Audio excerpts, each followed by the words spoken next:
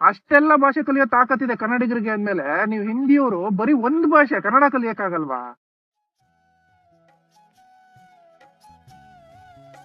ಸೀನಾ ನೀನೇನು ಇಲ್ಲಿ? ಹೌದು.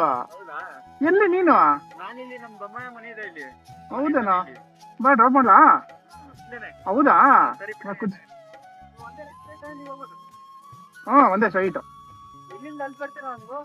ಓ ನಂದು ಇನ್ನೂ ದೂರ, ಇನ್ನು ಇವಾಗ ಬಂದಿದ್ದೀನಲ್ಲ, ಇನ್ನೂ ಇಷ್ಟು ದೂರ ಹೋಗ್ಬೇಕು. ಸರಿ ಬಾ ಬಾ ಅಂಗಡಿ ಹತ್ರ ಬಂದಾಗ ಆ ಕಡೆ. ಬಾಯ್ ಬಾಯ್. ಬೆಂಗಳೂರಲ್ಲಿ ಪರಿಚಯ ಇರೋರು ಸಿಕ್ಕಿದ್ರೆ ಏನೋ ಖುಷಿ ಅಲ್ವಾ? ಆಕ್ಚುಲಿ ಇದಕ್ಕಿಂತ ಖುಷಿ ವಿಷಯ ಇನ್ನೊಂದೇನಂದ್ರೆ, ಅವನು ಬೇರೆ ಸ್ಟೇಟ್, ಅವನು ಹುಡುಗ ಕನ್ನಡ ಬರ್ತಾ ಇರಲಿಲ್ಲ, ಹಿಂದಿನಲ್ಲೇ ಮಾತಾಡ್ತಿದ್ದ.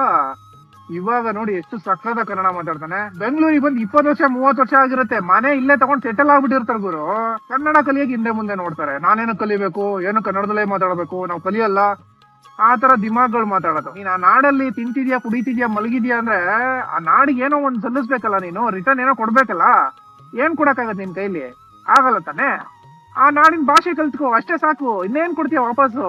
ಎಂತಹ ಮಾತು ಹೇಳಿದ್ರೆ ತಂದೆ. ಇವಾಗ ನಾನ್ ತಮಿಳ್ನಾಡಿಗೆ ಹೋಗ್ಬಿಟ್ಟು 10 ವರ್ಷ ಇರ್ತೀನಿ, ತಮಿಳ್ ಬರಲ್ಲ ನಂಗೆ, ಕನ್ನಡದಲ್ಲೇ ಮಾತಾಡ್ತೀನಿ ಅಂದ್ರೆ ನನಗೆ ಅವಮಾನ. ಅದು 10 ವರ್ಷ ಒಂದ್ ಭಾಷೆ ಕಲಿಯಕ್ ಆಗಿಲ್ಲ ನನ್ನ ಯೋಗ್ಯತೆಗೆ ಅಂದ್ರೆ ಅವಮಾನ ಗುರು ನನ್ಗದು.